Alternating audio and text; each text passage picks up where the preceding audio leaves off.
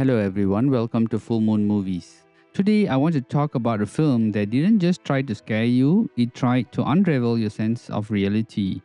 In the Mouth of Madness, directed by John Carpenter, is one of those rare horror films that manages to blend fiction, madness, and cosmic dread into something that crawls under your skin when the more you think about it.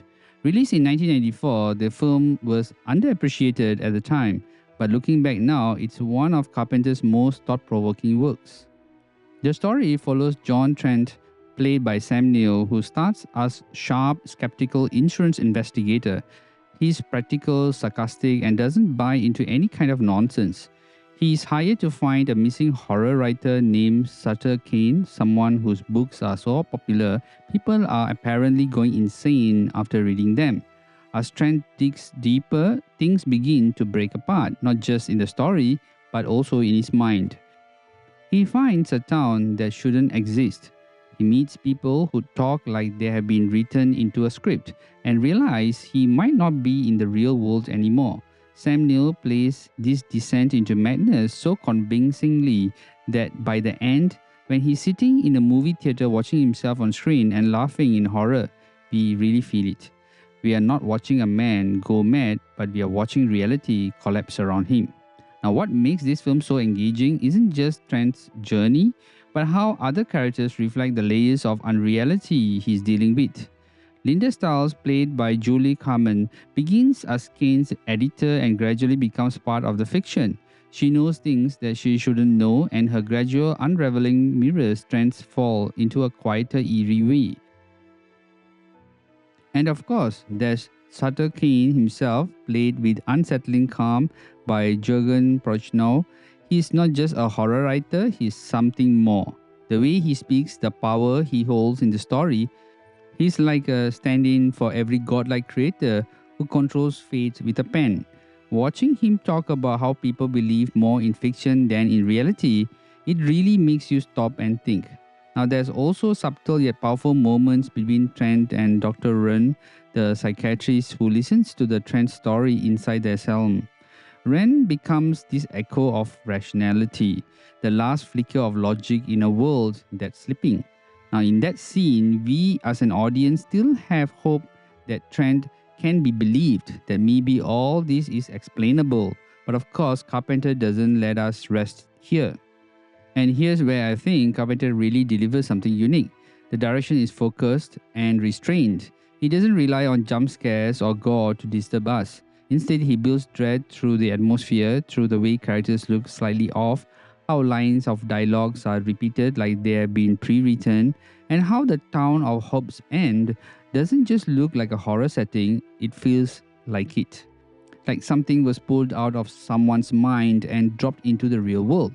The cinematography by Gary Gibb is haunting, with long hallways, distorted angles, and dark rooms lit by sickly blues and greens. It's a dreamlike but also clinical, like being stuck in a dream you can't wake up from.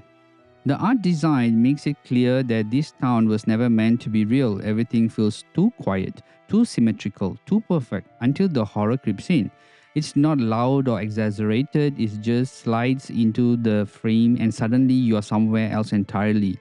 For example, the church, the townfolk, the boarded up windows, every detail reinforces the idea that we are crossed in another layer of fiction. The music composed by Carpenter himself and Jim Lang adds to the unease. It's minimalistic but heavy, mixing eerie synthesized tones with slow building dread. Now, the opening guitar riff that fades into the story sets the tone perfectly. Now, this isn't just horror, but it's existential collapse. But what I really love is how the film plays with the idea of fiction become reality. Carpenter isn't just telling a scary story, but he's asking what happens when people stop believing in truth altogether. Now, that feels eerily relevant today. And in fact, that's something that connects this movie with other movies like Jacob's Ladder or Event Horizon and even The Thing, where the horror doesn't come from outside but from the breakdown of what we think we know. In fact, there's even a character parallel here that I think adds an extra emotional layer.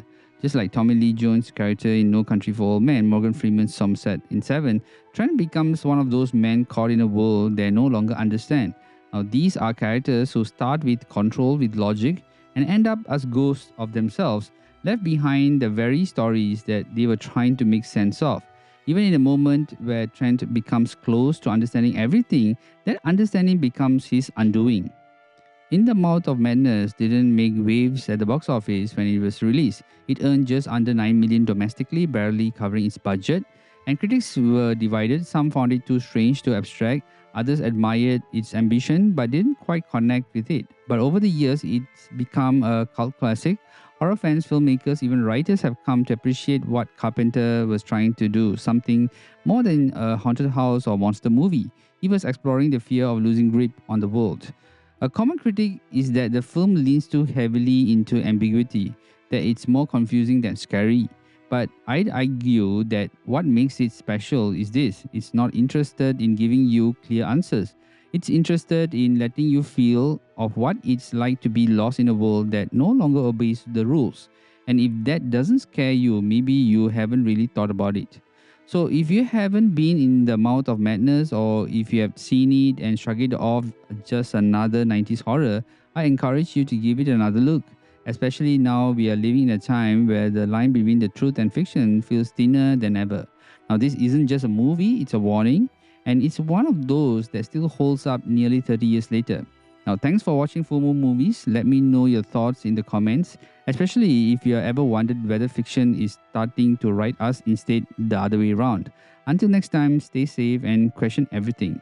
Now this movie is a must watch.